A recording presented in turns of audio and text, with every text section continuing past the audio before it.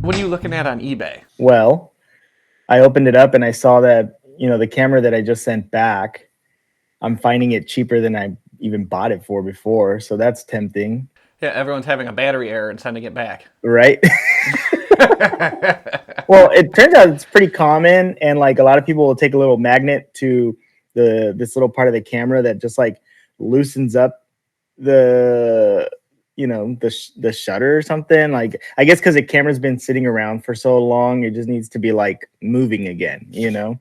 So that's a pretty common issue, but a very like easy fix that people don't end up having problems with after the fact. What really like did it for me was that I literally, I got the camera, I put batteries in it, I tested out the shutter, everything was great. I loaded it with film, and the first shot, took a picture, battery error. I was like, okay. It broke your heart. That's what it did. You were so excited. Like, no. And then like I was able to turn it off, turn it back on, and sometimes I could take 4 pictures, sometimes it was only 1, but I would keep getting the battery error. And I thought it was because I had the rechargeables in it. I did some research. I was like, all right, old cameras don't like rechargeable batteries. So I put brand new Duracell batteries in it, and same problem. Dude, And I'd be then, so pissed. yeah, and I did like this family shoot, and I got through a whole roll, and I think it only gave me there like 1 time. But I was like, cool, I'm able to get through a shoot. And that was the point of that camera, is I want to use it for weddings and family portraits, And threw it in my bag, had stuff going on all week. And then a week later, I had an engagement session that I planned to use it for. Literally like showed up, grabbed my bag, pulled out the camera, and it was like, I didn't see any numbers on top. With batteries, you see something. And I tried turning it on, nothing.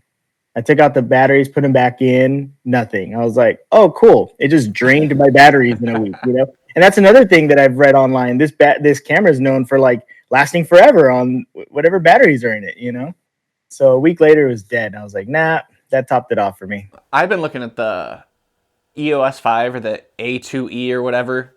It's there's one for sale for $80. I think I sent you a link to it, but it comes with the Tamron something to something 48 to 70 or so. Oh, yeah. I'm not sure. Yeah, I've read the opposite, that those old Canons drain batteries because it needs to have so much charge for something. When the capacitors go bad, it overdraws the batteries, is what I've read. So it might just be a capacitor issue, but I don't know. I'm skeptical of Facebook Marketplace these days. Well, you were asking me what I was looking at. What I'm really looking at is Nikon F5s. Dude, that's a different kind of financial commitment than. But dude, there's no BC error. You know what I mean? Like, people have whatever. Right. There's like little issues, but I'm not reading any major issues with ordering an old F5. Well, Dan and Hans will be very excited if you get an F5. Those guys are so diehard Nikon now that they have me looking at them. But I'm looking at like the cheap bad Nikons, like the J1. Yeah. Like that little pocket camera. But George has one. I don't know if you know George, but he's on Substack. But he has a J1 that he talks about now and then. He's like, I used to shoot with it all the time, and it was such a blast, but it's been up on the shelf, and he just started using it again recently. The J1, the little one, but it has interchangeable. Yeah, the interchangeable. Yeah. I found one at a thrift store one time, and I was so close to buying it because it was like $40. It was really, really cheap, but it turned on and everything, but it was having like lens issues. And that happens a lot. Really, and I didn't, on the spot, I couldn't do enough research to be like, could I just buy another lens for cheap and take this camera? Yeah, I went home with like 4 disposable cameras that day anyway. So. Dude, I feel like a lot of the cameras I have are disposable, even though they're not supposed to be. I could just lose one of these damn things and be like, I don't know. Oh, I think I might have caught up to you. The Canon 1N I just got was disposable. Yeah, just one roll of film and then it's just gone. So are you getting rid of your Yashica? I developed the roll last night. How'd it go? I haven't scanned yet, but it looks pretty nice. My son, my oldest, made a comment yesterday that made me maybe not want to get rid of it. I was like, I need to finish this roll. Let me take a picture of you. I took him outside. And he was just being like, he was just being jokey, and he was like, "Oh, this old." What did he say? He was just like, this old hunk of junk. And I was like, "Oh yeah, I'm actually thinking about getting rid of it." And he's like, "Wait, what? What? No, don't get rid of it." Don't get rid of that. It's cool. I was like, "What do you mean? Like, what do you mean don't get rid of it?" He's like, "It looks so cool." And I was like, Damn. "When your teenager tells you it looks cool, you kind of got to hang on to it." I've been looking at them. I've been looking at everything, man. I can't stop. I really want to spend that $350 on that 645 that my buddy's selling, and I haven't yet. I haven't. Well, I have the Pentax 6.7, and I love that thing. It's currently broken, and I want it fixed. But like the reason I got the Yashica and the reason I'm like looking at like the Mamiya 645 is I just want a couple extra exposures. I still want to shoot 120, but I want a few extra exposures. On the Pentax 6.7, you only get 10, and it's great and all, but when I use it for like portraits, I mean, I just kind of burn through film, and I don't even necessarily have the time to be switching it out, So I kind of want to try large format because I've seen a lot of large format cameras for sale lately at Marketplace, and they're going for like anywhere from like $120 to $250. And like, man, 4x5 is like a big commitment. I haven't even gone down that rabbit hole yet. Dude, I've been watching Kyle McDougal shoot large format. Yeah. I'm like, shit. I have watched his videos. Yeah. I've watched a few videos on the couple different medium format cameras, but I haven't gone down the like seeing. I wouldn't even know where to start. Like, I don't know which camera to get, what lens to get, nothing. No, I know nothing about it. All I know is I said I would never do it. And now they pop up on Marketplace. I'm like, well, how much are they? Are they doable? Oh yeah, you can get them for a decent price, like sub 500. So it's not terribly priced, but the sheet film for shooting large format is questionably expensive to where even Ilford prices. I was like, I don't think I'm gonna do that. I'm not that far into it yet. I'm trying to wait on. I've got a 4-year-old, and he goes everywhere with me. And he's got he's got his own little camera too that he like shoots with and stuff. But I feel like with medium format, I really need to like be in one place and stay there for a little while and figure things out. And I don't think he's ready to do that yet. He's got to keep moving, So it's fun to take him like shooting with me because we just walk around and he's down to just walk and shoot with me. But I don't know if he would sit still in one spot long enough for me to get get a shot off. How old did you say he was? He's 4. He's 4, dude. My 11-year-old can't do it. So yeah. Good luck. You're gonna be walking for several years. My 11-year-olds just go all the time. For his birthday, he asked for a pull-up bar. That's what he wanted, and I was like, whatever. I'm gonna hang this damn thing. He's never gonna use it, and he has used it every single day. He is at my house. And he had me mount it in the basement, facing the TV in the basement. So he'll just like hundreds of pull-ups just watching TV, and he's like taking down grown men and shit. And I'm like, dude, you need to learn to like chill, just sit still for 10 minutes. And he's like, okay, but then he has to hold a tennis ball so he can like bad ADHD. Yeah, and it's dude, we've got a bunch of teenagers on the block, and they're all into working out, and they're not even like no, they're in high school, most of them, but I don't know, like I don't remember. I guess I just wasn't around that crowd, but they're into like protein, like they have to eat tons of protein. I was like, no, I didn't get introduced to, I mean, I was eating protein, but I didn't, you know what I mean? Like I wasn't like, you weren't like following your fucking amino acid intake and shit. Yeah. My fiance's uncle got sucked into a podcast about proteins and amino acids recently, and he's in his like late 50s, early 60s, and this man has dropped like 40 pounds, and he's getting all ripped and stuff because he's like monitoring his protein. Now I'm like, well, shit, I need to start doing something because I look like the one that's out of shape and old now. So this needs to change immediately. I hate it. I hate working out. Everybody's like, it feels great, you feel good. I'm like, no, man, I hurt too much from this. I actually like working out, but sometimes the motivation is just not there, I think that's more of what it is. Like, I will hurt afterwards, but I feel good after doing it.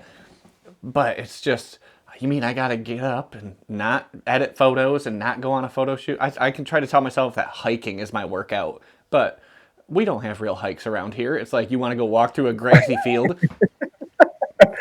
Oh, we got real hikes around here. You have to work out to hike over here. Dude, I want to come out there so bad. It's just a matter of actually getting there when it's not on fire. Oh, okay, then so you're never coming out here. I'm gonna fly over on my way to Hawaii. Is what's gonna happen. No, there's always a fire here. In fact, I told you I was just in Joshua Tree this weekend, and I had like shoots that I had to leave for while my family was in Joshua Tree. And on the way back, one of the mornings, it was extra like orange outside, and I hadn't heard of a fire yet, or I didn't know about it yet. But it made for some really great pictures driving into Joshua Tree.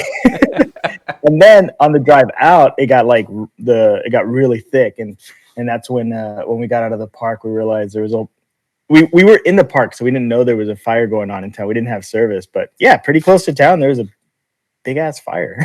Yeah, you have one that's down to like the southeast or southwest of you, where I was like, oh, that looks like it might get out of control. That was the one. Man, you get around down there, don't you? Because you just went to Sequoia, and now you're just driving all over California and shit. These last 3 weeks have been insane. I had a work trip to San Diego. I was in San Diego all week, and that was still work. But that trip, we do it every year. It's a conference that my work holds, and it was a lot of fun. But it's all work. And then my family came down. They throw a big party at the end, so my family came down and got to enjoy the hotel, and so I feel like it wasn't the beginning of summer, but we've had such a late start to the summer. It felt like the beginning of summer. And then we came home, and then the following week we went camping in Sequoia for a couple days. And then we came home, and I literally just put everything away. And we had my brother-in-law and his family coming into town. They weren't supposed to show up till I don't even know, like the following Monday, but they showed up like on Wednesday or Thursday. They got here early, and they were like, "We want to go camping." Like, all right, let's see what we can find, because in California, last minute camping is pretty hard to come by. But it turns out nobody wants to be in Joshua Tree because it's 100 degrees. Perfect weather for camping. So we went out there and found a campground that was perfect, and it honestly wasn't that bad. Like, it was hot; it was in the 90s, but it was cooler than it was where I live. Because it's like high desert in Joshua Tree, and so it just turned out real nice. Yeah. And while we were camping, I had an engagement shoot one day and the proposal the next day, and so it's just been pretty nonstop. Yeah, Yeah, you've just been traversing everywhere and doing the Del Toro work. that's what I do. That's the Del Toro way. That's your new slogan. That's the Del Toro way. It's just complete exhaustion and oil changes and putting miles on your vehicle that you forgot that you needed to put on it. Yeah, dude, just switching vehicles one for the other. I was like, I had one vehicle that was in Joshua Tree, and I came home. I was like, to go to the next shoot, I was like, maybe I should use the other car to cool this one down a little bit. So, on top of the rough week or rough month we've had here, I'm fairly certain that Megan's Durango blew up, like head gasket. So now we're going to be car shopping, and I'm like, damn. What car are you gonna get? Megan loves her Durango, and she's thinking about getting another one. She drives a 2015 Durango. It's her favorite car she's ever owned. But I'm trying to convince her to get like a Jeep Grand Wagoneer or something, because we need the third row seating, because when we go camping, we like the extra room. Dude, those are huge. Well, the Durango is pretty big. It's got the third row. True. That's true. Yeah. She has a thing against Jeeps, but I drive a Jeep Renegade, so it's not like a real Jeep, but it's the Jeep brand. Oh, you're telling me, man. I have a Jeep Compass. Oh man. my brother has a Jeep Wrangler, and he's like, he goes Jeeping with other Jeepers. I don't know what Jeepers. They call themselves. I don't know what they call themselves, but it's fun. If I had a Jeep, I would do the same thing. But I told him I want to get one Christmas we got him and his wife Jeep sweaters, because they do that. And I told them I want to get one too, so people can be like, "Oh, you have a Jeep? Damn right, I have a Jeep." It's a Compass. Represent. Jeep's a Jeep, man. So tell me about this big Mini that you're getting rid of. The big Mini? Oh yeah. So I was on the hunt for the perfect point and shoot, as we all are all the time. I mean, the point and shoot thing is fun because like you find them at every thrift store, So I've been on the hunt, been shooting a ton of them. We have one that we really like. It's the Canon Sprint. The the quality that you get out of it is not the greatest. My wife liked it. She said it was all right, but I don't like it so much. But out of all the point and shoots I have, that one's my favorite aesthetically. It's like 80s retro vibe. It's really cool. But yeah, on my hunt for the perfect point and shoot, I found a big mini for dirt cheap on OfferUp, and this was before I even knew there was different big minis. I was just like, oh shoot, that's a big mini, you know. And the guy said there was like a problem with it or something. So I reached out and asked him about it, and he said it like misfocused sometimes. And what was the other problem with it? Oh, he said it would like skip frames, and I was like, but he was selling it for so cheap. I'm like, how many frames does this? How many frames does it skip? And he's like, he wrote back and he said it'll skip 1 or 2 frames, like I don't know, like every 3 rolls. Like it's not that common, you know. And I'm like, I feel like I can afford that, you know. But I wasn't sure, so I just let it go. And he messaged me back. He's like, actually, I think we work together. I can bring it to work tomorrow. You can take a look at it. And I was like, what? You're like, we work together. I work at a pretty like decently big company. You know, we don't even work in the same department, but sometimes we work on so many like teams that we come across each other most likely. So we met up, and the guy's really cool. Like now we're chatting. I mean, he just started shooting film not that long ago, I think, and so we're chatting it up and trying to hang out and shoot pictures now. But yeah, he brought it, and it was pretty cool. And he just wanted to get rid of it. He sold it to me for even cheaper than he had it online. So I just took it. Oh, nice. And I did shoot a roll through it, and my first roll, yeah, there was like a lot of misfocus, and I wasn't sure how to feel about it. It was one of those things where you question, like, did it misfocus because it thought all those things in the background were you know what I mean? Like, was it my fault somehow? Yeah, was it my fault, you know? And so I shot a roll through it. I have a roll in it right now, but I just ended up with the Olympus stylus. I found an Olympus stylus zoom. That one you said you weren't going to get, and then you went and got? Yeah, that one. I forget that we talk like every day now. Yeah, and I put a roll through that, and it didn't miss focus one time. And I'm really? Yeah. So now I'm like, okay, I think I'm gonna get rid of the big mini. Like it's not me, it's you. I got my fake big mini that has done nothing but disappoint me every step of the way. And say it looks so cool too. Dude, hang on. How the hell do I turn? Okay.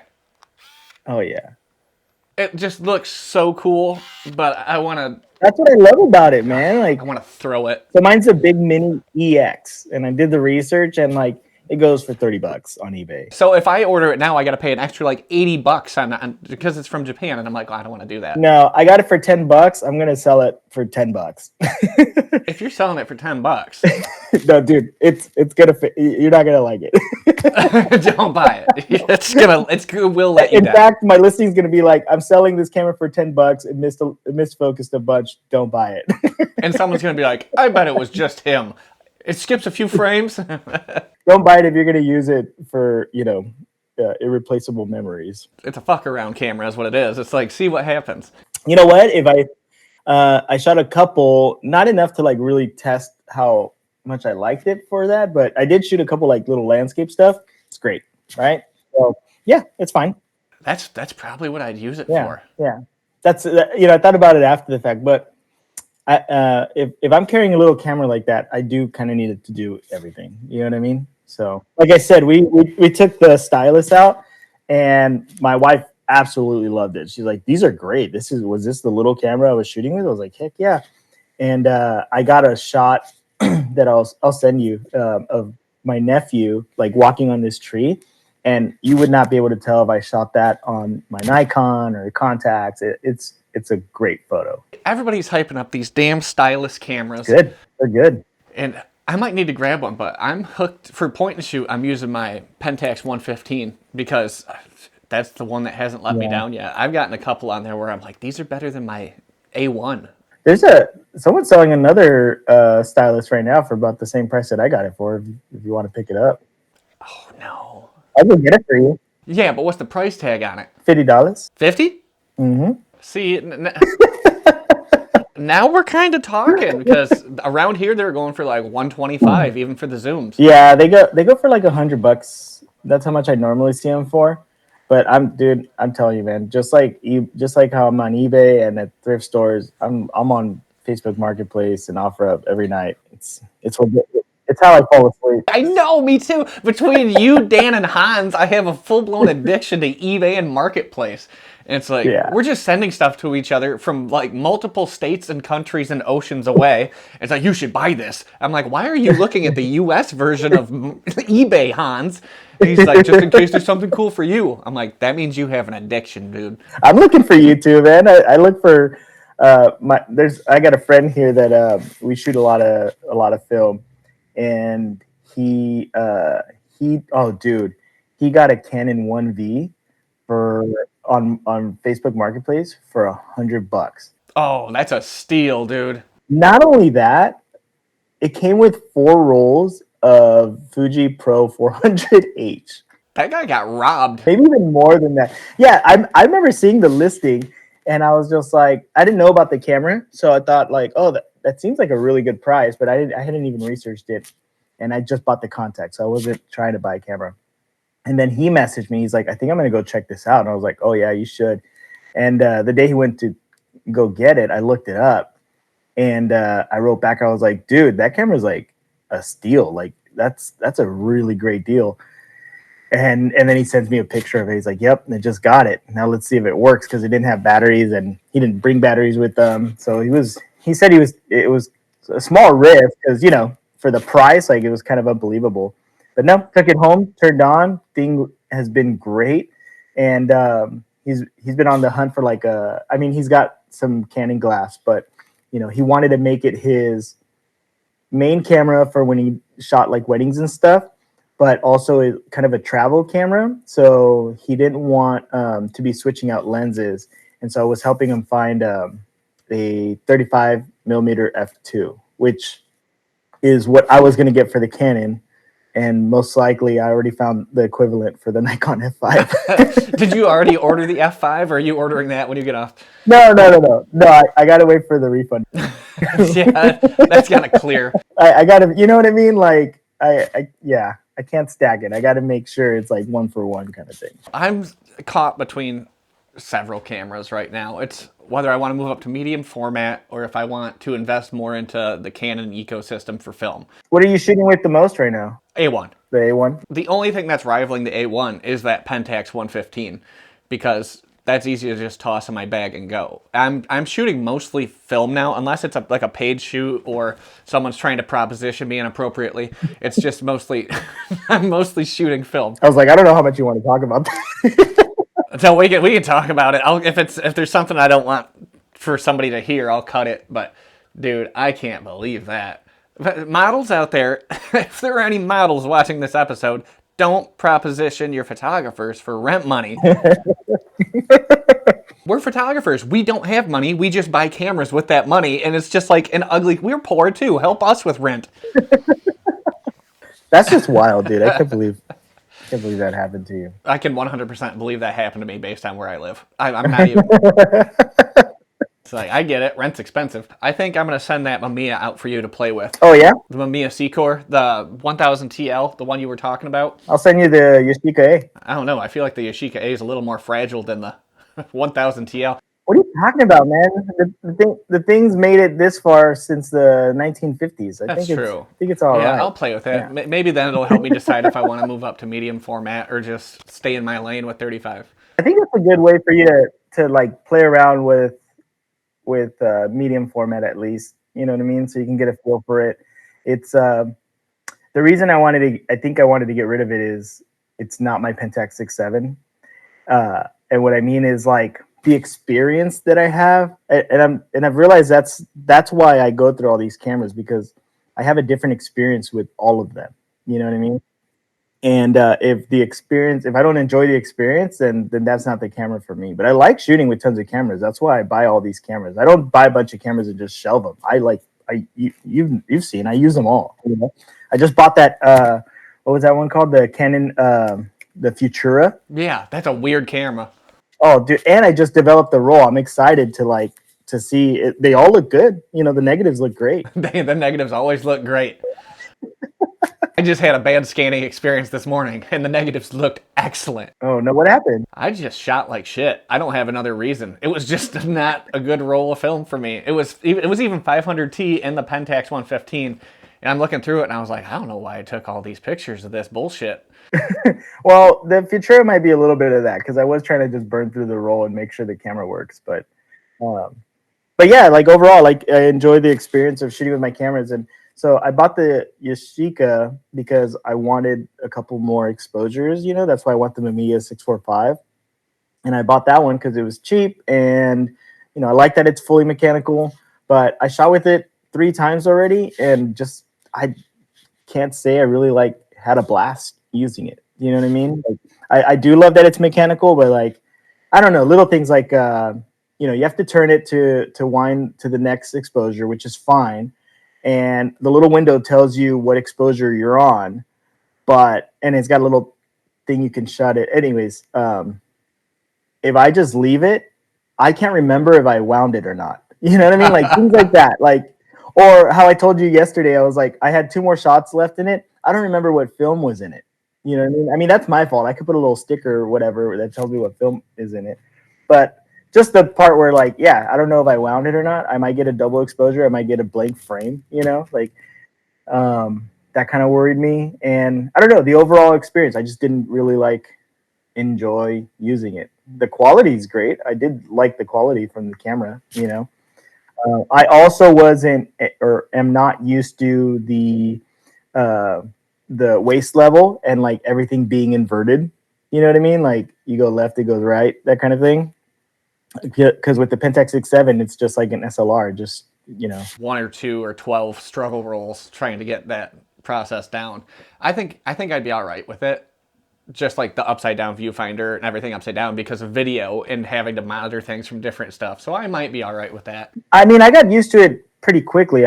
But did I enjoy it? Not really. You know, even if I get like a Mamiya 645, or like I've thought about getting like the RB, what's it called, the RB 69 6.7. 6.7.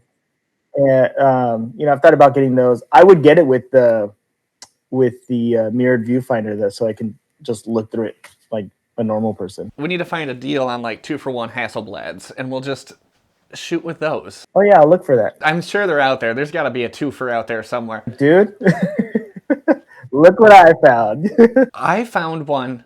It had free written on the marketplace ad, and the location implies that it was stolen. Why didn't you go get it? I came so close to risking it. Like, the nearest location was next to an abandoned high school in Detroit. And I'm like, no, I know that neighborhood. We've been inside that abandoned school to shoot a video. And I was like, people lived there? No, absolutely not. So, how'd you like your 500T? Oh yeah, dude. Thank you so much for sending me that, by the way. Yeah, I already wrote a thank you letter to you online, but the 500T was actually, I was excited to shoot it in general, you know, like from the photos I've seen you shoot. I looked up some stuff online too. And then I forgot that isn't that what like Cinestill uses? Before the remjet goes on, Kodak sends it off, but I don't know if that's going to change. It wasn't until after I shot it that I saw some people remove the remjet and basically just make it 800T, you know, as well. But yeah, I forgot that I could shoot it at like different exposures. I shot it at 500 and I overexposed it by like a third of a stop or something. And I love the colors that I got from it. It was great. I was scared to remove the remjet layer, and it did freak me out when I pulled it out and it wasn't all gone. I know. I got the frantic text and I laughed.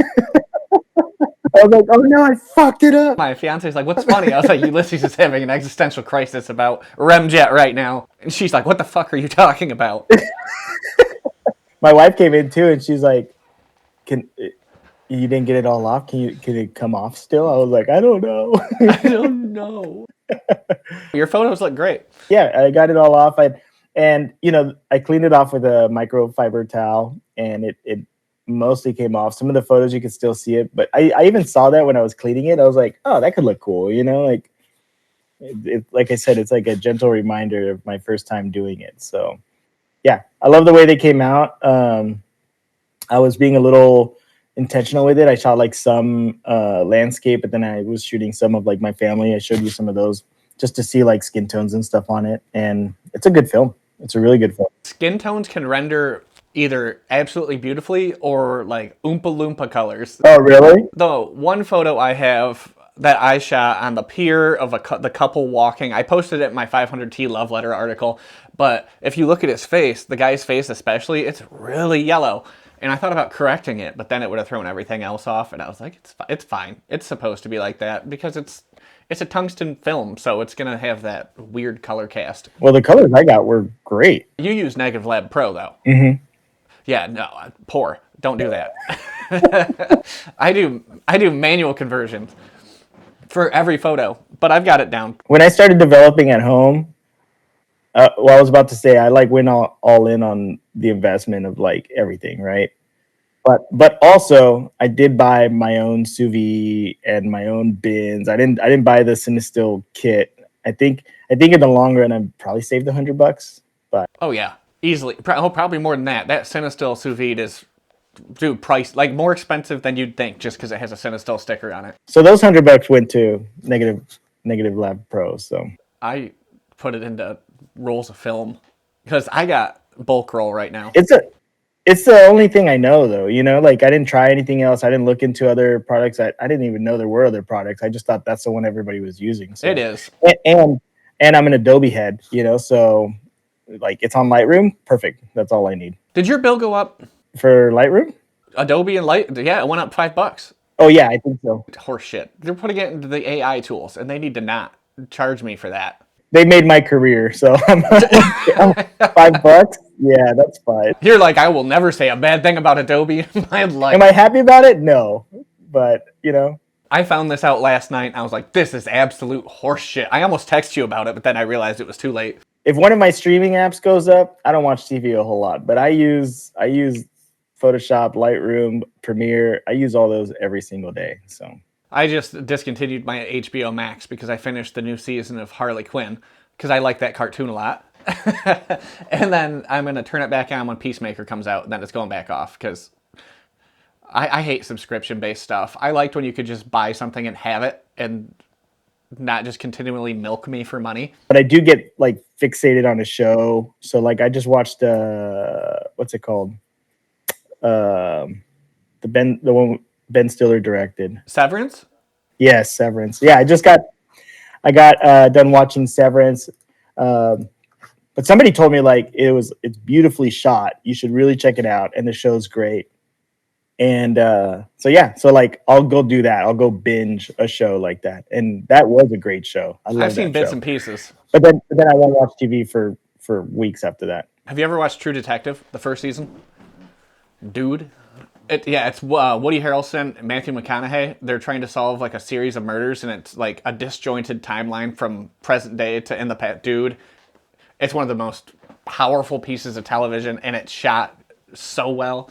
It's one of those ones you'll get fixated on, but every season is a different storyline with different cast. So I've only seen the first one, and it's phenomenal. Okay, I'll check that out. That looks cool. If you like crime stuff, because I like crime stuff, and I love sci-fi. yeah, that'll fit in well. About it. It'll fit in.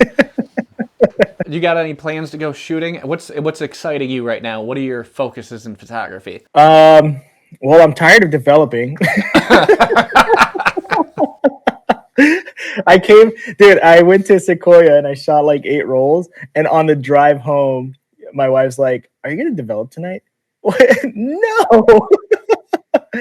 But I ended up developing the next day. And, like when I develop, first of all, I don't typically shoot 8 rolls. I shoot like 1 or 2. And then, developing, and you done it, like it's like an hour or 2, like overall, right? Like just the prepping and doing everything. And that's not even like scanning. But yeah, I had 8 rolls, so it felt like pretty daunting. And so the following day I ended up doing it, and it took me like, I don't know, like 4 hours or something like that. It was just a long time. And then I still had to scan everything, which was great. And then a week later we go to Joshua Tree and I shoot more rolls, and So last week I developed like 6 or 7 rolls, and then last night I developed 5 rolls. So I'm just tired of developing rolls. You're gonna be shooting digital for a minute. I'm gonna get me a Fuji. That's why I was talking about shooting with the Fuji. I was like, maybe I'll shoot digital for a little bit, but no, I probably won't. No, you're not. I'm not. I'm excited to see the photos from that Futura because I want to play with that some more. Um, I might play with the Fuji because I do want to build out like my. I have 2 different kits. I have, uh, day trip. I take one camera with me hanging on me, or day trip / weekend trip where I fill up. I've got a bag that I fill up with like 2 cameras, right?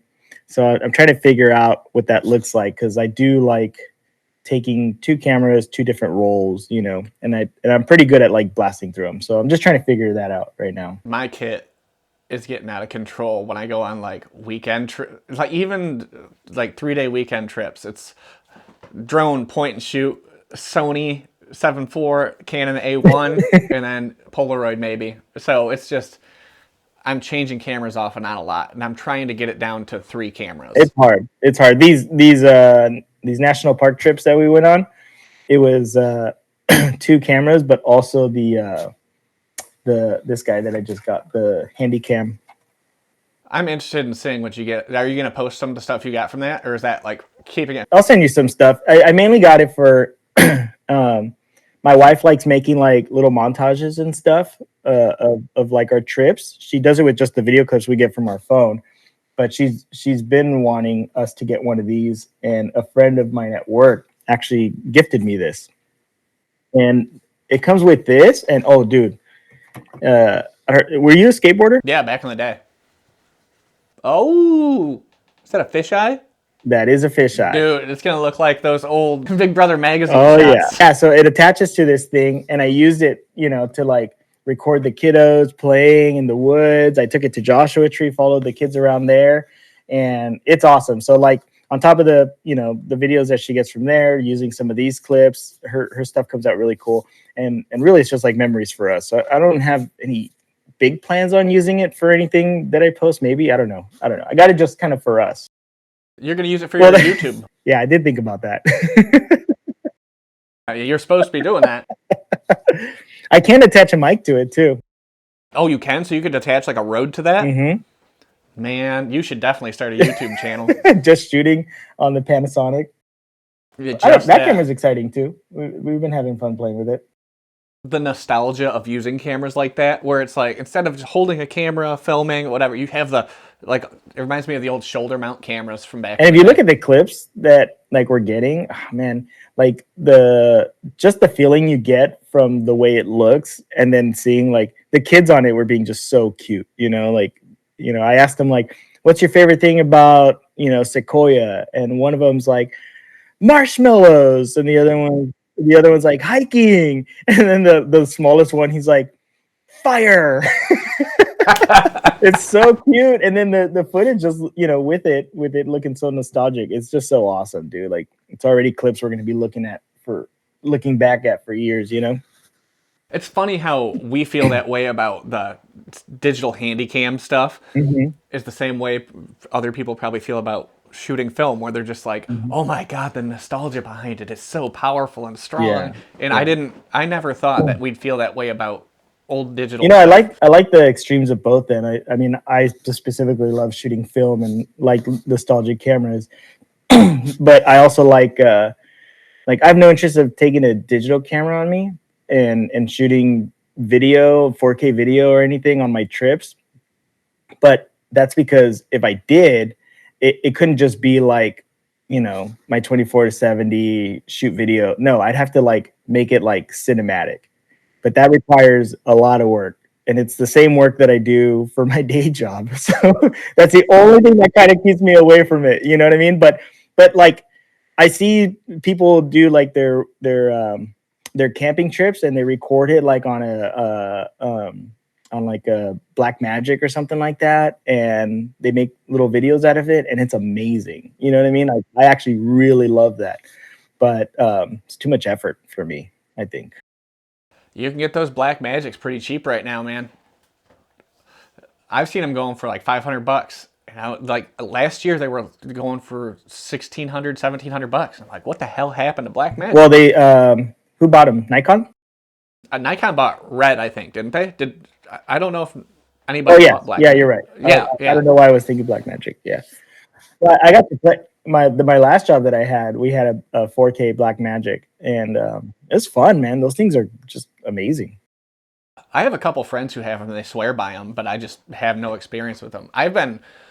So I'm working on vlogs again for the first time in forever, and I'm using the DJI Action 4 is what I'm using for them. And you can get shockingly cinematic things with that. When's your next blog dropping? I haven't even edited anything. It was going to be about Polaroids, and I'm like, I'm just going to write a Substack article. But I might buy some more Polaroid film. But it's just so damn expensive. But everybody's like, those are some of the best photos you've shot. And I'm like, but why has it got to be Is it that? the 600 film? Yeah, I've got. It's been a long time, but I've got a few of those 600 cameras.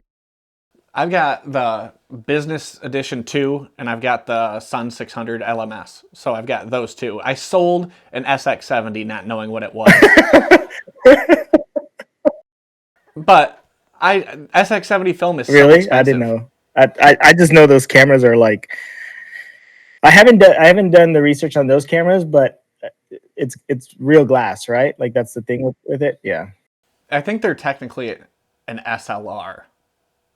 I think, but I'm not going to put that in the episode because I don't know if that's true. I'll have to verify that before I put that in the episode so I don't sound like a dumbass. But I really like Polaroid, and I've been looking at the Instax wides because that's really cool to me. And the film is so much cheaper than Polaroid. It's like half the cost. I thought about getting one of those. That'd be.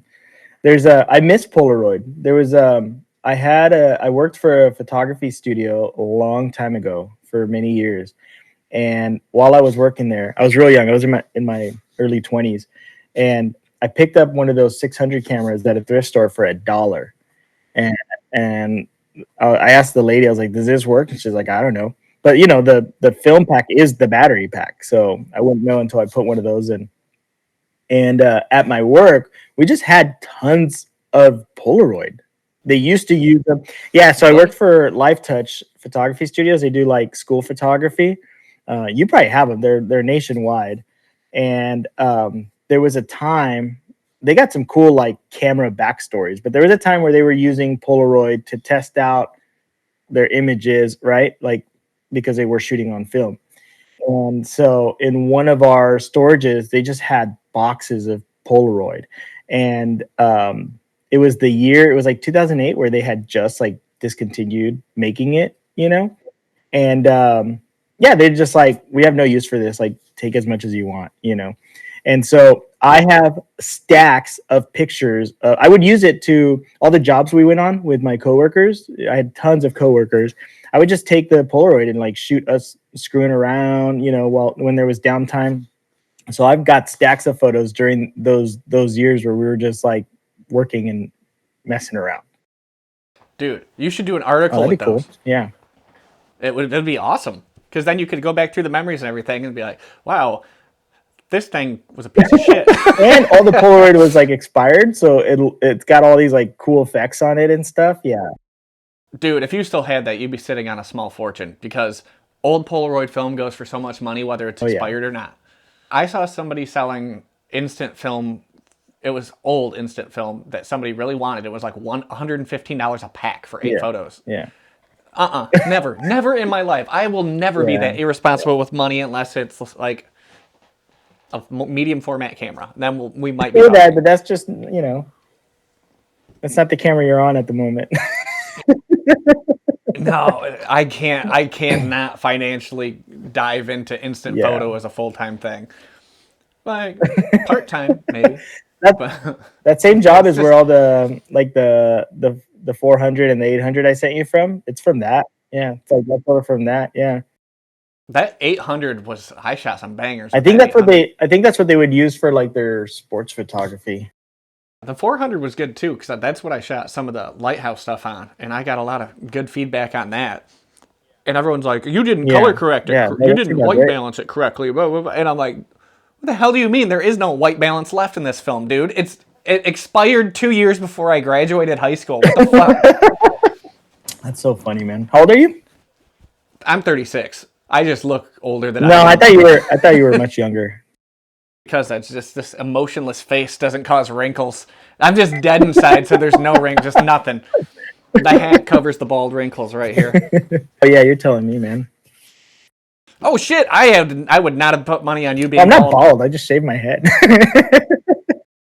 Oh no, I am violently bald. Look at that. My exposure just went up on my camera to way overexposed because I took my hat off. It literally is a light bulb, dude. This is some shit. I am, however, a hat guy though. Like I have so many hats. I love buying hats. I just went to Sequoia. Like, got my Sequoia hat. That's like my bring home from vacation thing is a hat. I'm looking at wide brim hats. And I just don't want to be that guy that's shooting film with the wide brim hat. Just get a bucket hat. Oh, dude, I'm gonna start listening to Korn and Limp Bizkit again, and I have to wear I'm Jinkos. already listening to them. Yeah, that's beside the point. I can't do both of those things. That'd be stereotypical. Hey, how'd that video shoot go? You sent me the video that you guys were working on with all like the painters plastic. Yeah. Yeah, I have no idea. I haven't seen the finished It looked video cool. yet. I shot that on the action. On the 4. action foot, really? Yeah, that little action cam that I shot, that whole video was shot on that. There's nothing else except, yeah, so you can do cinematic stuff with that. It went good. It went well. I like doing the set design for it. And it's just something stupid, simple, and easy that you can throw up when there may not be a huge budget for a video shoot. That plastic has come in clutch so many times. Plastic and rope, because if you put like pieces of rope behind the plastic, it looks like cords in electronics, and it's a heavy metal band, so they're just gonna get what they get. How long have you been working with that company? 2 or 3 years off and on. That's a cool gig, man. Yeah, it's fun. I like doing music videos a lot. I like filming interviews because it's the off-camera stuff for me, because you can kid around with the guests and like it opens them up more, which is kind of what I'm doing here. But doing it in person is even better because if you make them uncomfortable, you just have to stay there. And I'm good at making people uncomfortable when I want. Dude, when I had a podcast, I did a lot of interviews like this. But if I could get them to come to my home, those were like the best, dude. And I had some people there. I have a friend that was a wedding photographer in, oh man, I'm going to mess it up because there's two. There's Scotland and Ireland. He was from one of those two places. I won't say which one because I think they get mad at each other. But he was in California and like, I think he was shooting a wedding here. And yeah, we got to do it in person and it was freaking rad, you know? I haven't done an in-person one yet. There's somebody I want to ask to do it. She's a local photographer and I really like her style. So I think I'm going to ask her to come on. And she works like 6 miles down the road. So it'd be. You should do it, man. The in-person interviews are a lot of fun. Yeah. The good thing is I like know her. I've worked with her before. She's done modeling stuff for me. And I think she's a really good photographer. It's just a matter of finding the time to actually do it when the kids aren't here and I'm not dead inside. I did not have a 4-year-old when I was doing the podcast, that's for sure. Yeah, dude, because I have to schedule it when the kids aren't here and when Megan is at work, because Megan is not a quiet human being and she'll just forget I'm doing stuff and then it sounds like she's learning river dance above me in the back. Like she'll be in the bathroom and I was here like, I'm like, dude, why do you gotta slam the cupboards? All right, I got a question for you, because we're always talking about like developing and stuff. Do you have any tricks that you use for like pulling the leader out of your canister or like dealing with? Do you have Patterson tanks? Yeah, I have. Do you have any tricks like that? This is what I use for my film leader, and it's all sheer dumb luck. You never know if it's going to work on that particular roll or if you have to claw it open like a velociraptor. I haven't had to claw open a canister in a long time. I got that thing down. One thing I have learned is if I'm shooting on my point and shoots, I don't have to have the leader. I can cut the leader flush with my Pentax 115. So instead of having the leader out, I'll just cut it flush. And I've found out that if your film is all one length, it comes out of the canister way easier. Yeah, it's immediate. There's no fighting. There's no multiple pulls. It's just one at a You time. cut it But before you even put it in the camera. Oh, yes, that's I cool. will do that for point and shoots. I will do that. But I wish I could do it with my Yeah, SLRs. that's pretty cool. Actually, I didn't know you could do that. And to load it on the Patterson reel, I do cut it flush as well, just because that little bit of leader trying to get it on there is a Oh nightmare. yeah. And do you like preload your canister? Do you preload the Patterson tank before you go on the dark? Yeah. Do you put it on the reel first? You do it all in the bag. Oh no, I do it all under a quilt in Oh. a dark bathroom because, well, I have a basement Yeah. bathroom with no Yeah. windows, so I can just go in there. But then there's like light I know. I've leaks. been thinking about doing that too. Someone else mentioned that they just do it in their bathroom and just like shut everything off. And I went in my bathroom. I was like, it's pretty dark in here. I could probably do it. And then you sit there for a minute and you're like, I can see pretty well in here.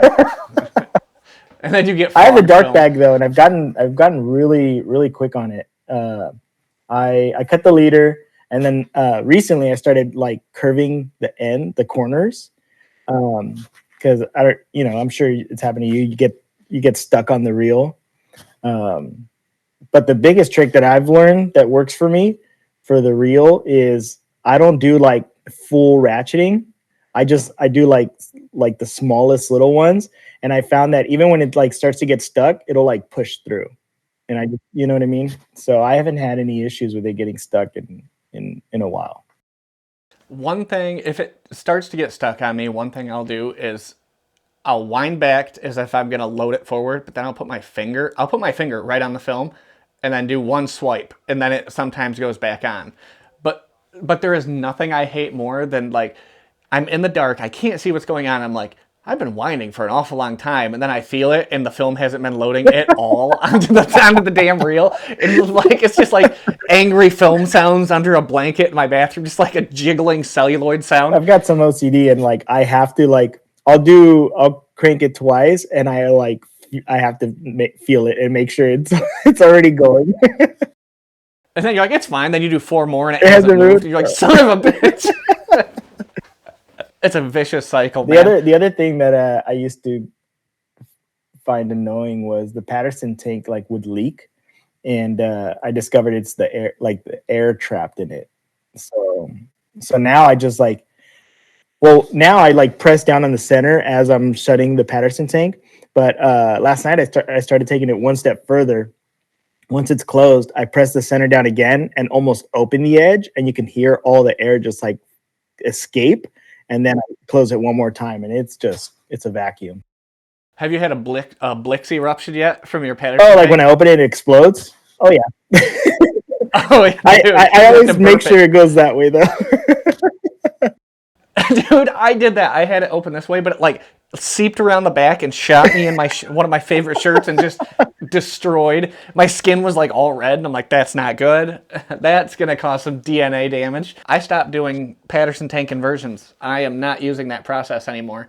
I'm just using the little stick. I'm not even doing inversions Oh anymore. really? Yeah, because of the Blix explosions, I was like, yep, no, I'm done. It ruined my shirt. I'm done. Yeah. I mean, I guess it's It, still the same thing. Yeah.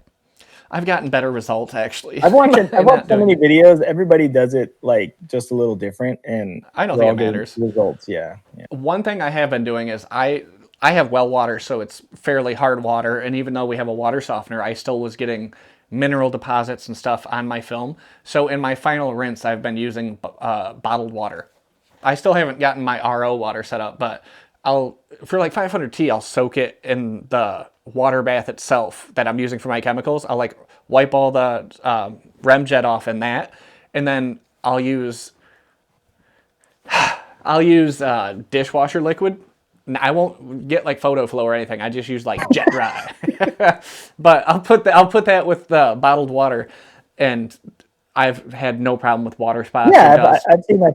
I don't. It's weird, man. I pick and choose the things that like the microfiber towel. I had no problem wiping the rem jet off, but the water, I buy jugs of distilled water. Like yeah, I can't help it. It's like in my mind, I'm like, this will make the film great, but then I'll still like, you know, hand scrape it with a microfiber towel at the end of the Yeah, day. it's all that distilled water quality is just gone.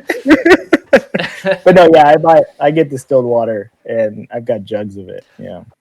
I do have an RO system. I just haven't installed it yet. We actually have one, so I might do that. And because I hate using unnecessary plastic, even though I am incredibly guilty of abusing The it. plastic container I use to heat up, it's the same one I've been using for like 2 years.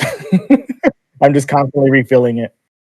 Are you talking about for like the actual water bath, or are you talking about for your water itself that you use it The to water keep stored in? itself, the water itself. Yeah, yeah. Because it's a specific like size that fits in the water bath the way I want it to, So I always use the same one. And then the distilled water, I try to buy like the sometimes you can get one that's bigger than the 1 gallon one. So I'll get that way. Try to buy less of it, I guess. Have you found a way to get rid of your chemicals safely Yeah, yet? and it's annoying. Do you have to take it into a There's center? a center down the street, and you can only go on Saturdays from like 9 to noon. And Oof. I finally went, and it's where you can drop off like your paints and whatever, any chemicals, right? But it was so dumb. They're like, "What are you dropping off?" I was like, "Oh, I have some old film negative chemicals or whatever, C41." And they're like, "Oh, is it a business or?" I should have said it was a business. Is it business or personal? And I was like, "It's personal." "Oh, we don't take hobbyist chemicals." And I was like, What about if it's a business? If it's a business, yes." And I was like, "Dang it." And I was like, what do I do with it? It was like, "You have to go 2 towns over and schedule a drop off with them." I'm like, "Are you kidding me, dude?"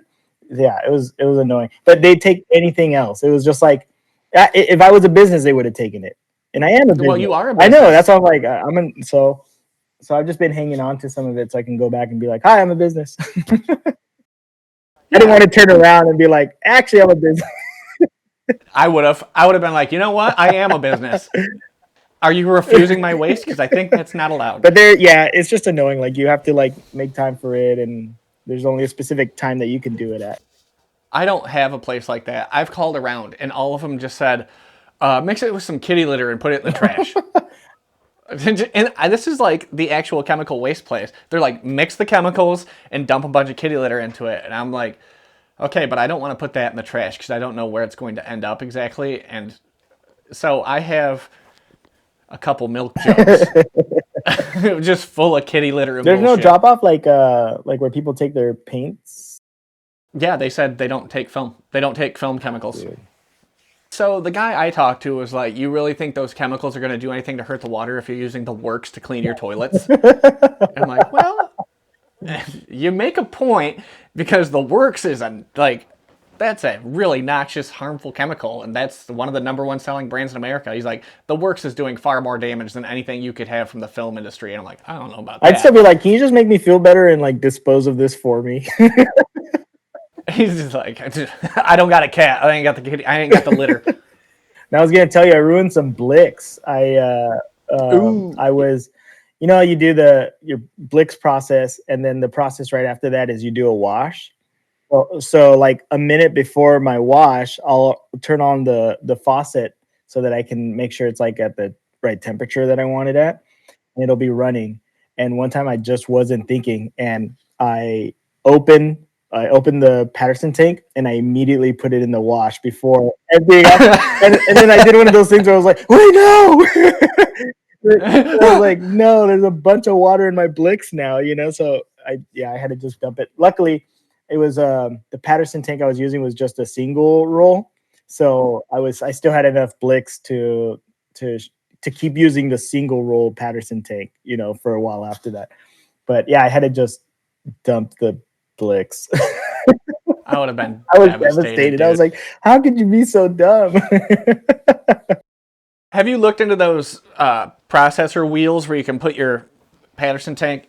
It's a no, it's like a roller that you put your Patterson tank on. It supposedly saves you on chemicals a lot because everything is developed down at the bottom of the tank, Yeah. and my buddy has a few of them, like a lot. He develops a lot of film because he shoots a lot, but I don't know, man. I don't know if it's worth the investment of getting one of those. Like they have the AGO box or the Yeah, yeah, roller. I did see that one. Yeah, Yeah, they have the Amazon I version. saw the AGO box and I really like the system, but it doesn't feel so different than what I'm doing. And I think if I'm going to invest in another system, I want it to just like develop my film for me. That's called digital. I just want it to do all the things for me, you know? I wish I had a giant dunk tank that I could just like clip my rolls on and, you know. There's that guy that invented his own lab box inside of an old Hmm? suitcase, and it's all automated inside of a suitcase. I saw it somewhere, and I think he's selling like the plans for it. But this feels like somebody who went to engineering school definitely came up with this, because at no point would I ever consider making a watertight, chemical tight briefcase. It's cool, man. I don't have that kind of innovation when it comes to developing my own things. I The wish most I did. innovation I have is when I scan film, my light is pretty big and spills into the lens. So I use a piece of paper to block the light. I swear to God, I'm using construction paper. Yeah, I'm using black And I construction can't paper. do the. I've thought about like taping it off, you know, but I can't do that because um, I have to use it for 120 as well. So sometimes if I do send my stuff in to develop, I there's a lab down like 2 cities over. It's nice 1 hour photo. It's not far from here, and it's great. It's an old 1 hour photo shop. The lady there, her parents opened it a long time ago, and now she runs it. And you can drop off your film if you drop it off before like 3 or something like that. You'll get a Dropbox link that night. Like, Really? yeah, That'd be it's so pretty nice. awesome. And the owner, Tina, she's pretty great, man. She like all her regulars gives them kind of a hard time, you know, but she's really funny about it. And I told her, I was like, oh, I'm gonna start developing when I started developing a couple years ago. And she's like, good, I don't want to see you anymore. And then but no, it's cool. Like she's given me so many tips for developing. She's the one that, you know, gave me some tips on using your favorite, the DF96 monobath. uh, Trigger warning. And no, but she's great. But I'll come in and be like, I think I was telling her how like the light source I was developing with or something, and then she is like, "Oh, are you getting what are those rings called?" I can't remember what the technical term is But yeah, for them. she's like, "Are you getting those rings? You're getting those rings, aren't you?" I'm like, "No, I'm not, but I think they're coming out pretty good." And she's like, "Show me." I was like, "Yeah, sure." And I pulled up my photos, and she's looking through them and like zooming. I see her like zooming in and looking, and she was like, "All right, they're pretty good." They're decent, man, But she's decent. great. Like the fact that I mean, I still go there, so she still has my business, but she's so open about like giving me tips on how to scan better, how to develop better, all those things. So she's been really helpful. She doesn't like people advertising her. So if you live in Southern California, you want the place to actually most film photographers around here. You ask them, that's where they go. I think I've heard other people from that area mention nice 1 hour photo. That sounds oddly familiar to me. I think on the first episode that I absolutely botched, Did we talk about? you might have mentioned them. I think we might have. I can't remember for sure, but I know I've heard other people mention nice I one mean, it's hour great, photo. man. You develop and get your stuff in one day. Also, she sells film, so like at a reasonable rate too. You know, like Portra 800 there, you get it for like $17. You know, What? yeah, I might need you to send me some yeah, of that, because the yeah. last time I looked at it, it was I pretty recently pricey. picked up a roll of Cinestill 50D, and she said she got screwed on it because she bought it and they sent it to her and it was like expired by like, or it was about to expire. It was just a short date. So she was selling it for like $9 or $10. Oh, dude, that's a deal. I would have bought Well, everything I it's saw it got. the first day and I had bought a bunch of film I needed for a shoot. So I spent like $100 on film and I was like, maybe not today, you know? And then when I went back the next day, there was only like 5 rolls left. So I think I bought 2 rolls. Yeah. So, how much film are you shooting for your work now? Are you shooting all film for For your work? work, I mainly shoot digital. I mean, I'm a wedding photographer. I do family shoots. I do video for like small businesses and stuff. And at my day job, I'm also a video editor, and I shoot a lot of video there. There's no film happening at work though at my day job. But for myself, I started introducing film into like my weddings and portrait work a couple years ago. I still don't like fully advertise it. I still kind of just like shoot it so that there's no uh, I don't know. I'm still kind of afraid to offer it, you know, mainly because it's just me shooting. Like I don't even shoot with the second photographer. I have it as an option, but most of the gigs I get, it's just me. So I've already done a couple weddings where they have asked me to do film and regular, and I literally have like four cameras hanging on me, and it's intense. But it turns out great. No, yeah, I'm just trying to mix it in more. Also, you know, shooting for fun and shooting professionally feels totally different. Like you can go shoot a roll, and sometimes the whole roll comes back great. Sometimes you have a bunch of stuff that didn't come back good at all.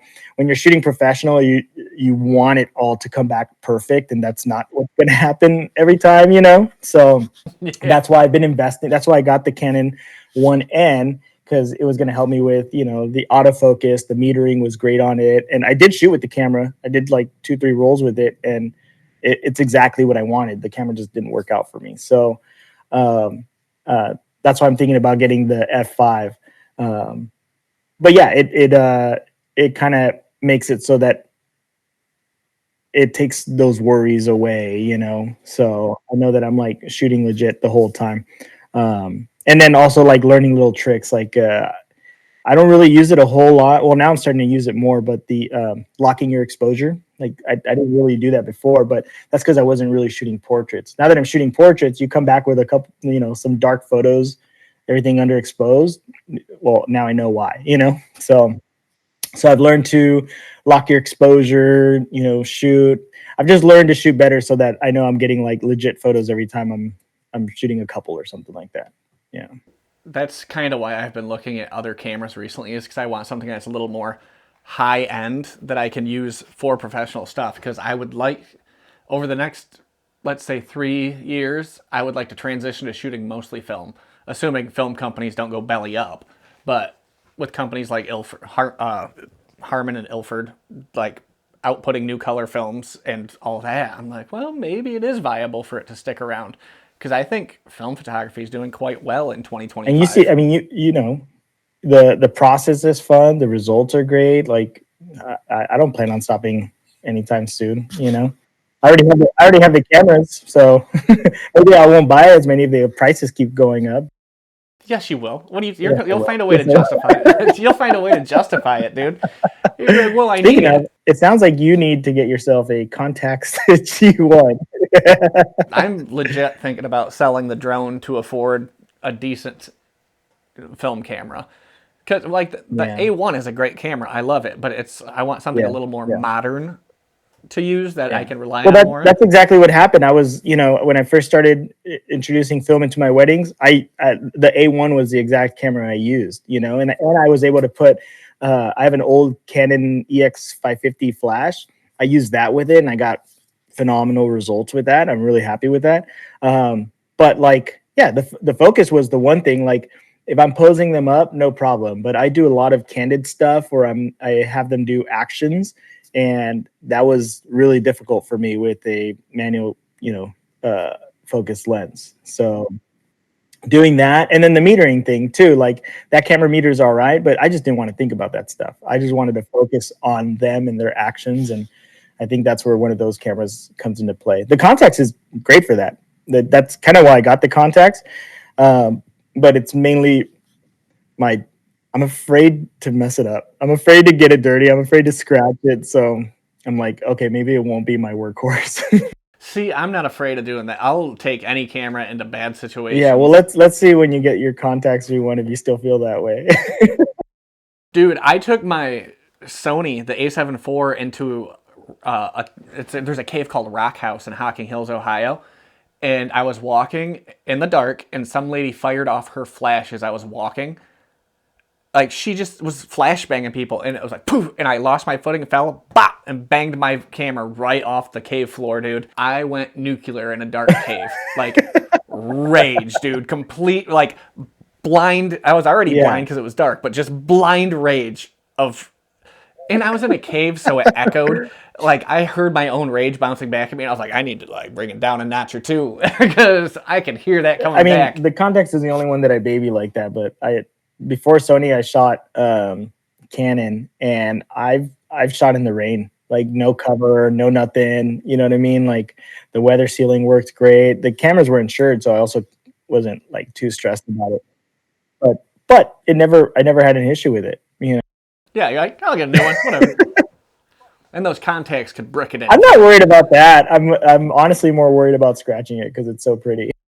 Those are scary cameras, man. I can't believe you got one of those damn things. Hey, I don't mind a scratched camera, but $900 brick, because that's the price has gone up on them since you got one. Even I don't think you paid $900 for them, but holy shit! Like, I can't even sell the drone. No, it's a great camera, man. I'm pretty sure I've already put enough rolls through it to make my money back. No, I think you just lost more money by shooting film. Whatever, you got your money's worth out of it, but you definitely spent more money. It's called photographer math, okay? Yeah, that makes complete sense. It really is a great camera, man. Like, like, the metering is absolutely great. I know that some people say the focusing is slow. It is something you have to get used to, but I get like 100% focus. Like, I don't miss any shots. You know, maybe my like first roll I missed one, but I knew why. I don't miss any shots. It's a great camera. I am very interested. The only thing that puts me off about them is rangefinder. I can't boast about the rangefinder. It is tiny, but it hasn't taken away from my experience with it. I love it. I love that thing. Do you prefer SLRs to rangefinders, or do you not have a preference? Well, I thought I didn't have a preference, but I keep buying rangefinders. I think I really like rangefinders. Yeah. Dude, I got a whole bunch of rangefinders if you're interested. I got a point and shoot you might I was gonna say the Argus. Oh no. Oh no. I do have several Argus. But I have the Minolta AF2. I don't know if it works. I don't know anything about it. You don't know if it works? I got it. Nope. Send it over. Well, I'll test it for you. I'll send it over. Did it fire? Put some 500T through it and be like, why did I miss focus on every single damn thing? AF, that's autofocus. It works, this is dude. horseshit. My Canonette QL17, that's like probably one of my favorite cameras just to have around. Yeah, I really love that camera. Yeah, I love everything about that camera. I've just been so focused on the Contax, and my combo right now is the Contax and the Nikon FE, which I happened to get by accident, and I did not expect it to be as great as a camera as it is.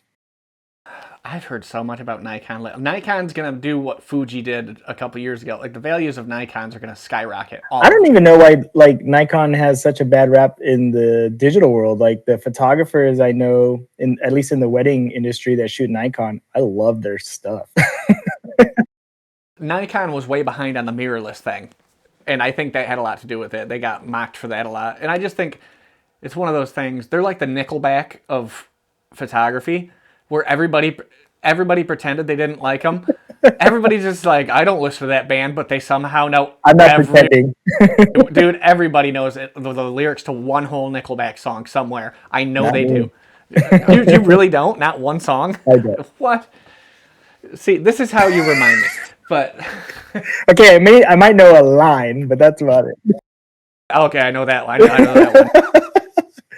That's because it's in every Macy's I've ever been. There's still Macy's out there? Got Macy's.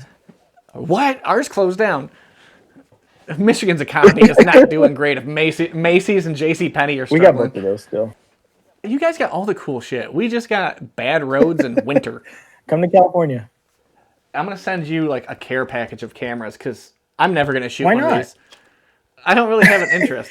You know, I was at Joshua Tree, and some guy, we went to the visitor center, and some guy had an Argus around his neck, but he had it in a nice leather case. He had, I don't know what lens it was on it, but he also had like the extra like piece that you put on top of your camera, like for that specific lens, you know, the viewfinder for that lens. He had that on it. The whole thing looked really nice. I was like, what is that? And I looked closely. I was like, is that an Argus? But he had it looking so legit. I was like, oh, dude, I'm so curious. You know, I've never shot. I have one. I have an Argus. Do you have the brick? Do you have the C3? I have the brick. Really? Yeah, yeah. And I haven't shot a roll through it though. I haven't either. Hans is giving me so much shit about not doing it. I don't really have a lot of interest. So I do, but I don't. You know what I mean? Like, I want to, but then it's like, oh, use an external light meter, do all these. Like, that seems like a lot. I don't mind all that. It's just, yeah, I don't know. It doesn't excite me. Apparently, the lenses on these things are incredible. And I have extra lenses because you can change the lenses out. You can? Yeah. Oh yeah. Well, hang on. I'm gonna show you this real quick. That's how much I know about my Argus. So this little thing right here, I haven't done it in a second, but you can take it off. So you pop this little silver thing off and you pull this gear off. Then you pop that off and yeah, and it's leaf shutter. That is so cool. All right. You're kind of giving me an excuse to explore. So this is the 110.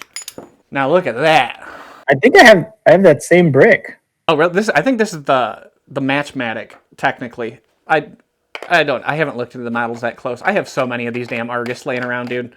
I just saw the color and I was like, Yeah. I think I have that one. Well, I think the Matchmatic might have only came in this color, but I'll put that thing back together in a minute. I'm not worried about it. They've lasted this long. They aren't gonna die on me now. But yeah, we should do a combination Argus Substack post or another episode where we're just like, do you want to see the bullshit we got with this? All right, I'm kind of down for that. I would do that with you. We should do the double. So these are really great for double exposure too. Now let's do the A1 for that. Something more reliable. I'm kind of looking forward to that. That's like a really good idea. I like the idea that it's on the same camera too. And I've never shot a double exposure on film yet. I have accidentally. Well, let's do that. Let's do that soon. We should do that. I actually ordered the film for it, and I waited for 2 weeks, and I was like, where's my film? I ordered film, didn't I? And I went and looked, and I put it in the cart and never ordered it. Oh. I put a new order in. I got to actually place it. It's Phoenix 1, Phoenix 2. Have you shot Phoenix yet? Just one. I'm a hater. What? I got Phoenix 1, Phoenix 2, 400D, and I think I got Ultramax. Wait, weren't you getting some Color Plus? I did want to do Color Plus, but then is it Color Plus in my cart? It's Color Plus or Ultramax. It's one of the two. I don't know. Film is film. Film is film unless it's Phoenix. Yeah. Well, Phoenix, I am kind of a hater. I don't like the results. I don't hate the film. I think I'm not. I don't really like super stylistic film stocks. You know, like I don't care for like the turquoise and the red and all those things. I think people get cool stuff out of it. It's just not for me. Have you seen the Lomo purple shot through an orange filter yet? No. It looks like aerochrome. Oh, does it really? Dude, it's pretty sweet. I've seen a lot of good stuff on Reddit from it. I'm kind of thinking about getting some because I got a whole bag of filters. I know there's a orange filter in there that I can use. That's my next like thing I need to experiment with because I'm not big on black and white. I don't shoot a whole lot of it. But that might get me into it, like experimenting with different filters and trying. So I finally started trying different stocks, and then I've been like pushing film. That was like newer for me not that long ago. But I think my next step is to like play around with some filters. I'm really interested in filters for digital, actually, like more so than film, just because there's that that Prism Lens Effects company. And they're making some really cool stuff to where I'm like, I could use that for video. I could use that for photo. Dude, I'll send you some pictures today. I have a like a Pro Mist filter on my Pentax 6.7, and I took some pictures of my buddy's car, and there's on Lomo 800. Dude, they're so sick. Lomo 800. Damn, did you take a loan out to get that?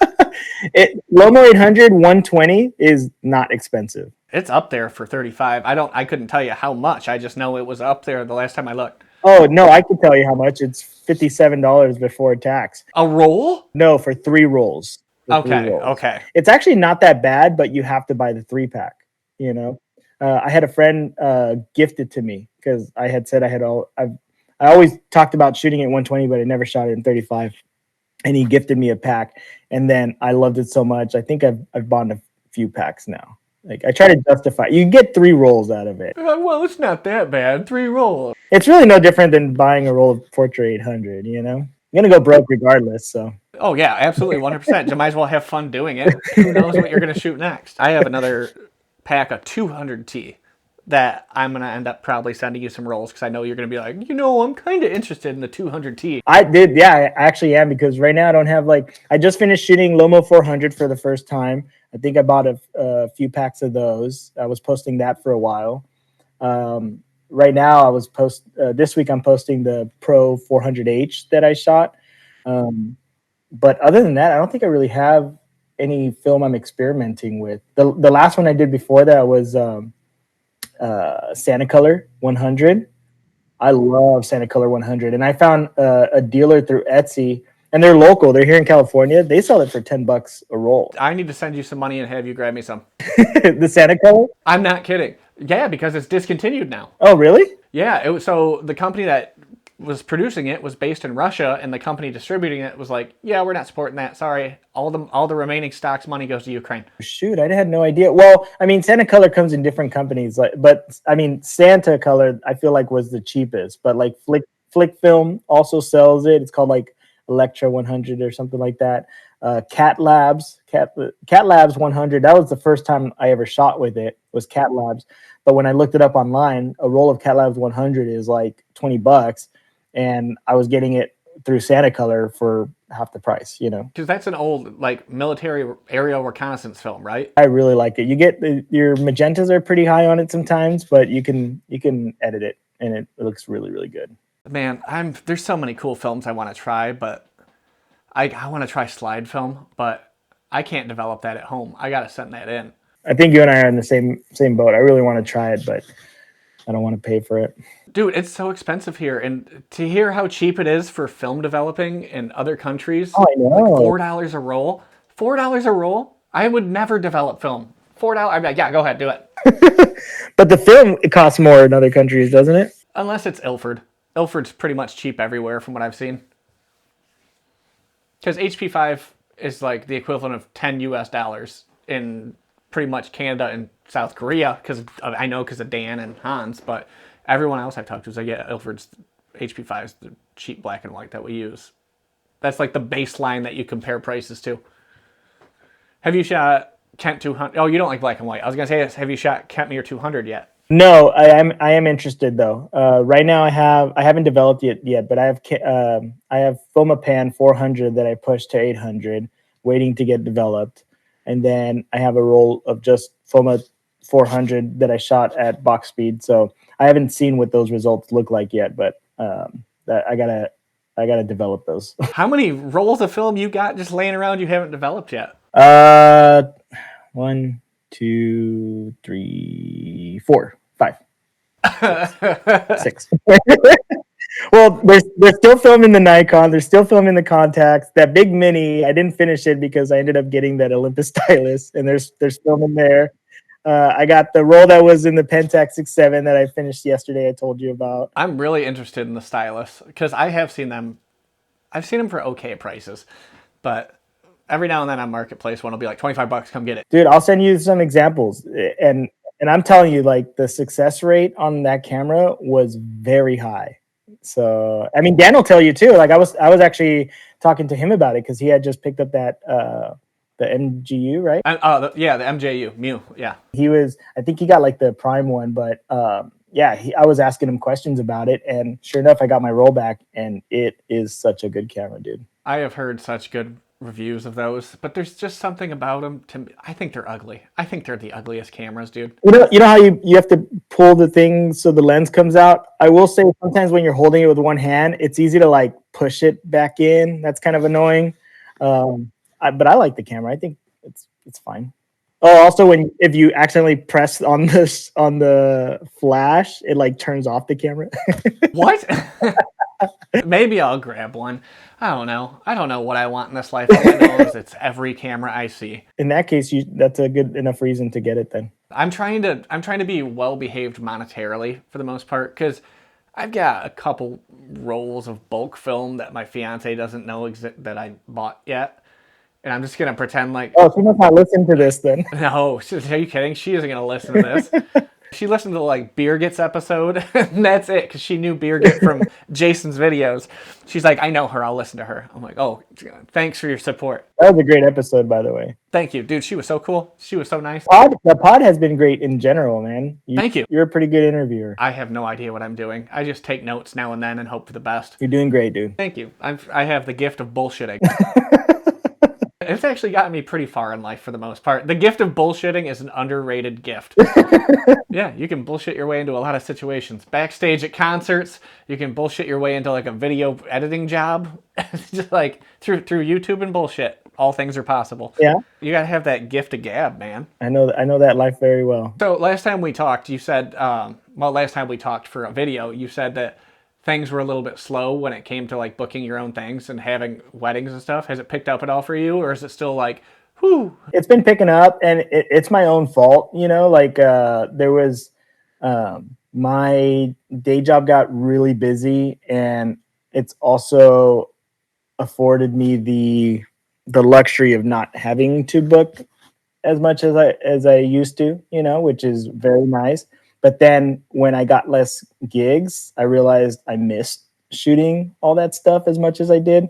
So I'm not trying to overwhelm myself, but it did kind of make me realize, oh yeah, you have to be posting and advertising. And at the very least, like the way people find me are through my blogs, through the SEO on my website. And I hadn't been blogging my stuff. I still have a ton of weddings from like last year that I still haven't blogged. So I started picking it up and blogging again. My wife's actually been helping me post some reels because she's really good at that stuff. And yeah, I've been getting more inquiries and picking up again. So I'm excited because I have an excuse to shoot more film for those projects. You know, I'm not the type of photographer that'll go get a friend to like go do like a model style shoot, you know, on film. Like the only things I do on the side are just like roll around on my e-bike and take pictures of cars in driveways, you know, like that's the most I get out of it. Man, you're good with the cars, I'll give you that. You're very good with those damn cars. But you know, the like engagement sessions, they're so fun, and to be able to throw a little bit of film in that, it's a lot of fun. So yeah, I've been getting a lot more stuff, so I'll be busier doing that. Good. And you said you're getting most of your clients through your SEO, through your blogs? Yeah, I mean, really? I'm like, half my clients are all word through mouth, and the other half, it's the SEO on my website and my Instagram. Because if it's a new client that I don't know where they got me from, I'll ask them. And they either found me through their venue, like their tags on their venue, or just searching online. So what I do with my blogs is I write like a whole blog on a wedding that I'm doing.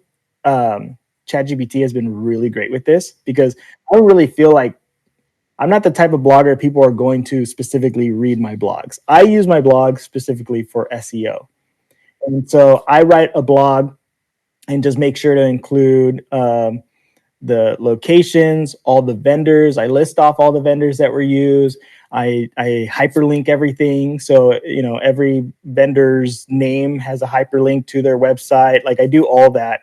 And yeah, I just use keywords. Like I do a lot of proposals on the beach, and for a while I was doing a lot of proposals in Joshua Tree, and that all came from one proposal, posted it online, and people were telling me, yeah, I literally just looked up Joshua Tree proposal, and your proposal was the first thing that came up. That's wild. I see. I don't blog from my website, and I have just like a little pixie set site, and I should probably like get my own URL for it, but maybe I should start blogging because I feel like that. I don't even know what the hell people in Michigan are doing. My competition are middle-aged white women with Canon Rebel T7s. Or like T1, like the first Canon Rebel. Yeah. And it's just hard to, I can't underprice them because they're like, I'll do a whole engagement shoot for $50. They're probably blogging and getting their stuff that way though. Their return rate is not good. Blogging really helps. The SEO really helps. And like I said, ChatGPT's helped with that because, I'll have it write a whole blog for me, and I'll tell it exactly what to include, all the names of the people involved, everything, and it'll write out something really nice. And then from there, I just clean it up. Before, I used to sit there for an hour writing a blog, because I wanted to include all this information. That was like number one, but like to make something sound pretty like took me forever, and I think I did okay with it. But that's a perfect use case for ChatGPT. You're gonna get shit for saying that. I'm just letting you know. That's all right. You'd be like, this man uses it for his blog post. Anything written, like I'm pretty good at putting together like writing pieces, but I have also found that I'm really good at prompting what I want. So combining the two, yeah, like I'm not afraid to say it. I use it for all that stuff. It helps me clean it up. I can write something compelling, and sometimes I don't even use it like for it to write it for me. I'll literally ask it like, is this compelling? What can I do to make this sound more compelling? And then I'll take whatever it tells me to do, and I'll go over here and do it.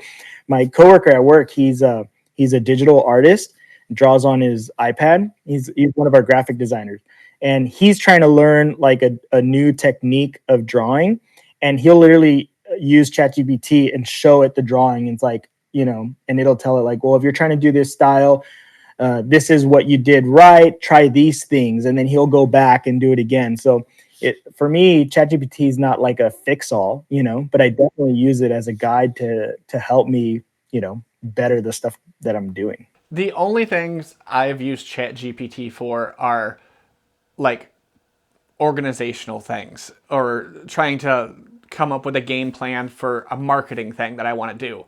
But I don't use it to like generate content itself. I'm like, what would be the best way to go about getting this person for an interview?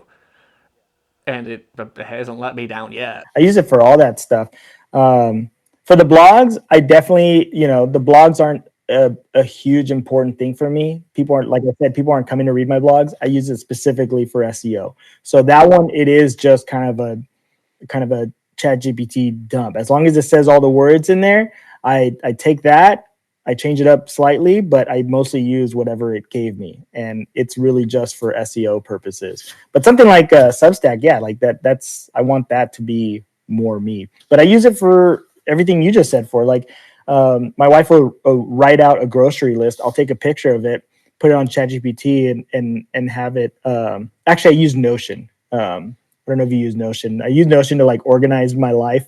No, I don't. I should. And it also has its own AI chat box. So I'll send it a picture of the list, and it'll turn it into a checkbox list for me on my phone. That's nice. I could use that.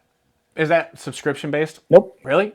Oh, it's just an app? It's an app. It's browser based. It's whatever you want it to be. I use it. It uses databases. So I have. I'll have to show you. It's really cool. I have a database for like all my shoots. So I'm able to. It almost looks like an Excel sheet, but it's not. Don't confuse it with an Excel sheet. But it looks like an Excel sheet, and I'm able to put like wedding, the day that I booked it, the day that that I'm shooting it, and when the delivery is due. Right. So I add all those things, and then I put what type of shoot it is. So is it a wedding? Is it an engagement? Is it a family shoot?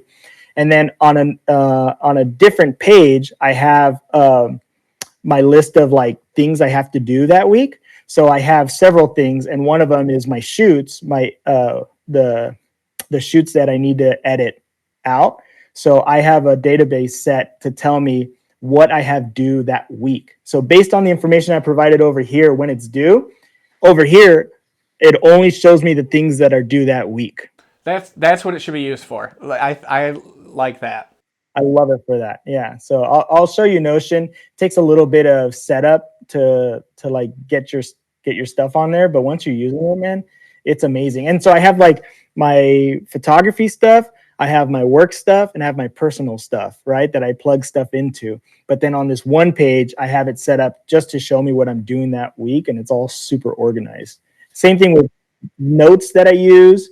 I have notes, and you can plug notes to the projects or whatever. It's great, dude. Oh, so it's basically you can essentially use that as a project and life manager. Oh, 100%. That would be super useful for me because most of like I have a fairly decent memory when it comes to things I'm supposed to be doing when things are due and everything, but sometimes I don't have the mental bandwidth to keep track of all that. We got so much going on. My wife and I also have a Google Calendar, and which we've done that for years, and it's really helped us out because like nothing's really happening unless it's on the calendar, you know, and we use it. We're pretty disciplined with it. But like between that and everything else, all the shoots that I have going, like the calendar is just for what am I doing, right? And my wife and I know what we're doing, but all the info about everything is all on Notion. Like I know when I got the job, when it's due, you know, the payment information, who's going to be there, like everything goes on there. That would be very nice because I think I use Chat GPT as a personal assistant basically to where if it's, I don't use it for, like I said, I don't use it for content generation or anything like that. I don't use generative AI, but I will be like, can you tell me who are the trending photographers right now who might be interested in appearing on a smaller podcast? And then it will give me a list of people. And as the podcast has grown, I've been like, tell me the styles of somebody who'd be similar to blah, blah, blah. And it will do all that gopher research that, so I can spend the time actually editing the podcast. That's the only kind of thing I'll use it for. I mean, that's what it should be used for, you know. Offline, I'll show you some of the, like my Notion page and stuff, so you can get an idea of what it does. And yeah, it's great, dude. You can also have the way I learned it is there's this guy here in town who puts together these creative meets, and he's got this like website. It's not a website. It's like it's a URL, and you're able to like register for the invite, you know.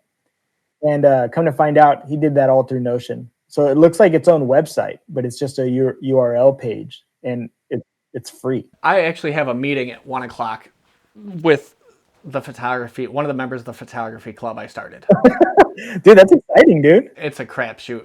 We're meeting in a public coffee spot, so we'll see how it goes. But I'm gonna have to let you go, and this episode is going to be coming out next week, so there's no waiting period for this because I am so far behind on recording. Because Megan tried to die, and like I didn't record anything since our lost episode. This is awesome. We're probably going to be doing it more often. I want to get you on that roundtable episode. Dan and Hans are already down with it. Because as soon as you asked me about it, I was like, Ulices is on the next roundtable. And they're like, cool. That's awesome. Yeah, I can't wait to talk to those guys, man. It's going to be fun. Well, I'm going to let you go. I'm sure we'll talk again in like 5 minutes when you text me. All right, later, man.